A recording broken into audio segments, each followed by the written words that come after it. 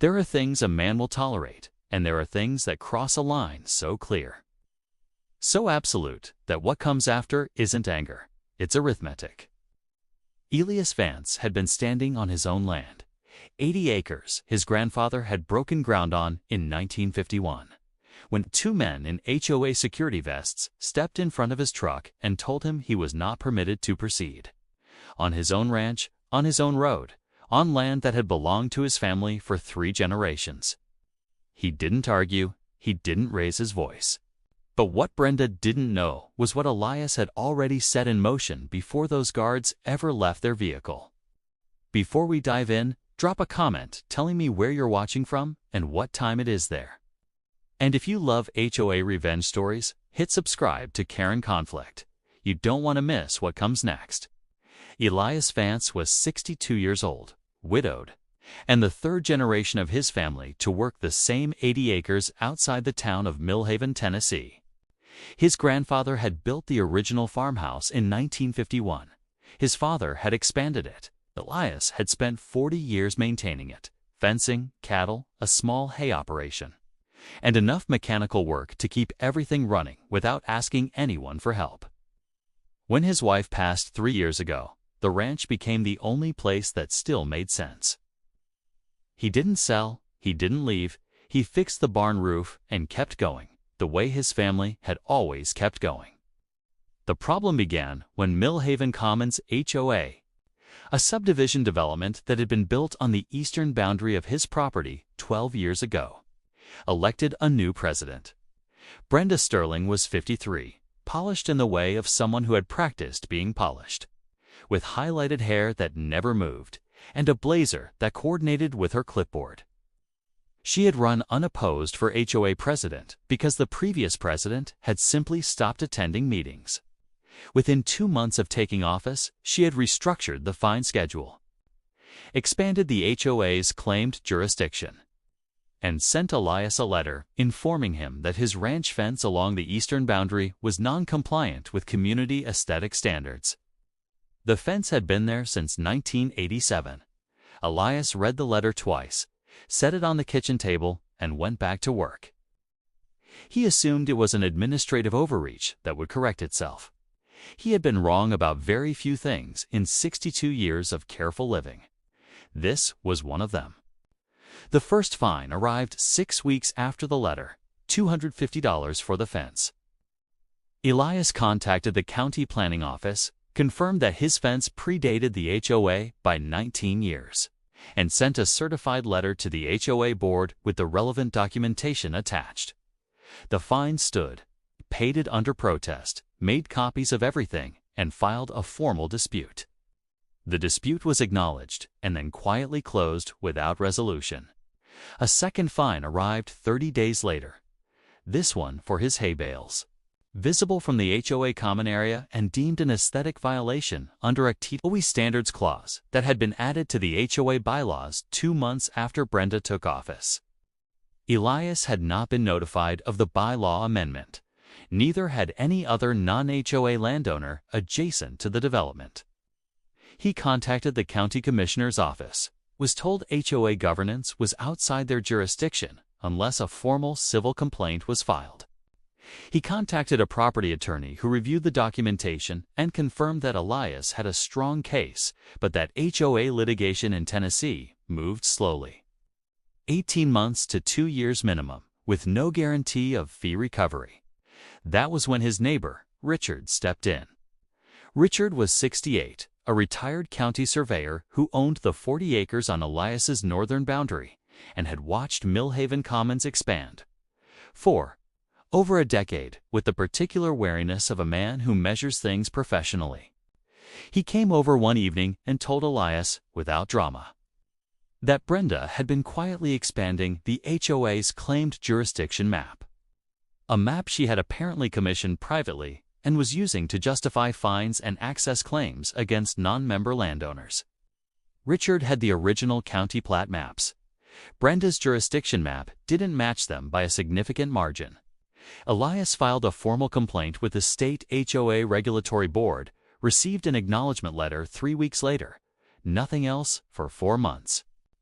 Then, Brenda escalated.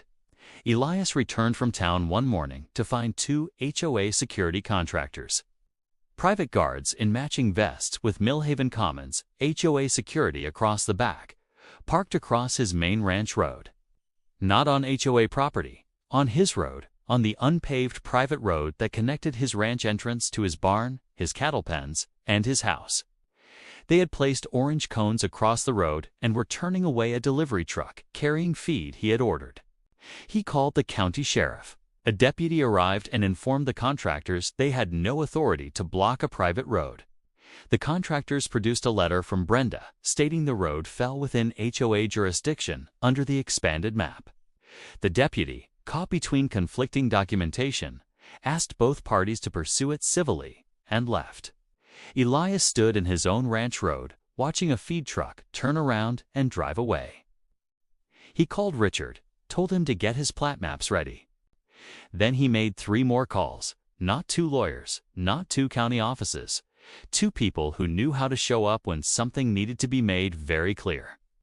Elias had been planning the cattle drive for 2 weeks before Brenda's guards ever blocked his road.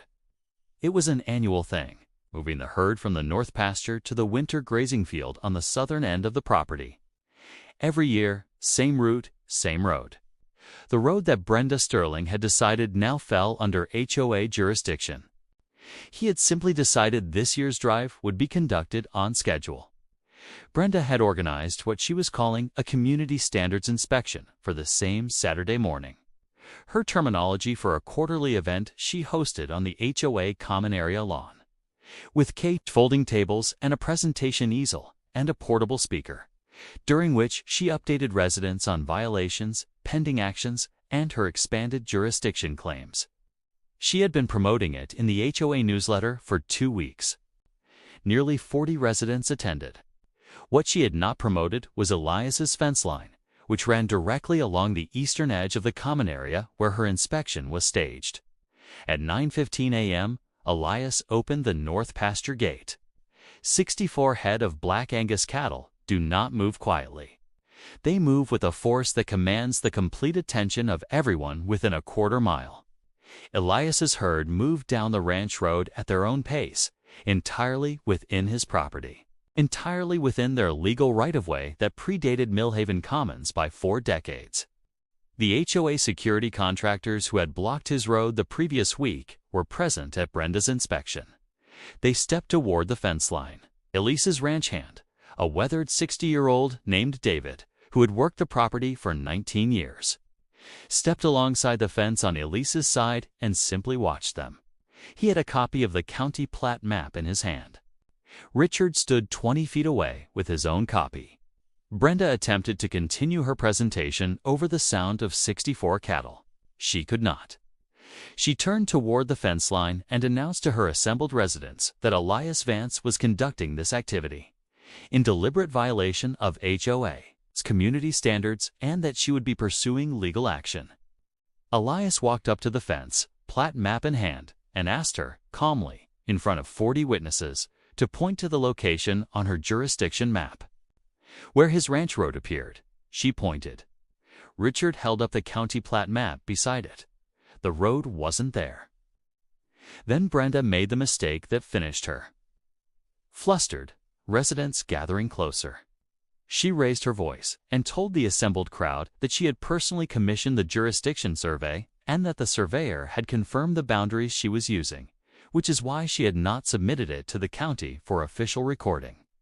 She had just publicly admitted that her expanded jurisdiction map had never been officially recorded.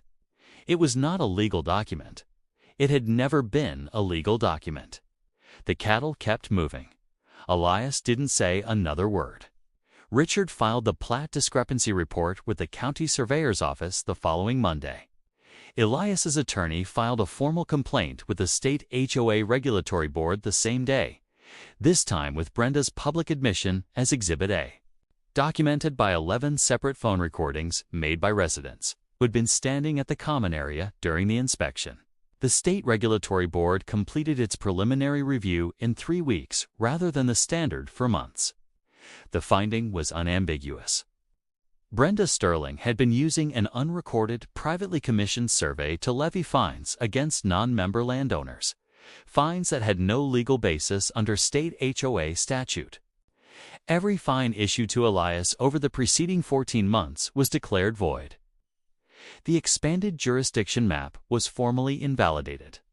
The HOA's liability carrier sent the board a letter that used the phrase, "unauthorized enforcement action," 4 times, in 2 paragraphs. Brenda Sterling resigned from the HOA presidency 9 days after the regulatory board's preliminary finding. She did not attend the community meeting at which her resignation was accepted. The vote was unanimous, including the 2 board members she had personally appointed. Elias used the refunded fine money to repair the section of fence Brenda had cited as non-compliant. It looked exactly the same as it had before. It was his fence on his land, built by his father in 1987. And it would still be standing long after anyone in Millhaven Commons remembered Brenda Sterling's name. Richard came over the evening after the regulatory board's final report arrived. They sat on the porch and watched the herd graze the southern field in the late light and didn't say very much because nothing much needed saying. Elias had no regrets. He hadn't broken a rule. He hadn't raised his voice. He had moved his cattle on schedule, on his land, on his road, the way his family had done for 3 generations. And let 64 Black Angus make the argument he didn't need to. Here's what I want to know, and leave it in the comments. If someone tried to tell you that land your family had worked for 70 years was suddenly under their authority, how far would you have gone before you moved the herd? If you enjoyed watching Karma work, smash that like button and subscribe to Karen Conflict. I post new HOA revenge stories every week. Comment below. Have you ever dealt with a Karen like this?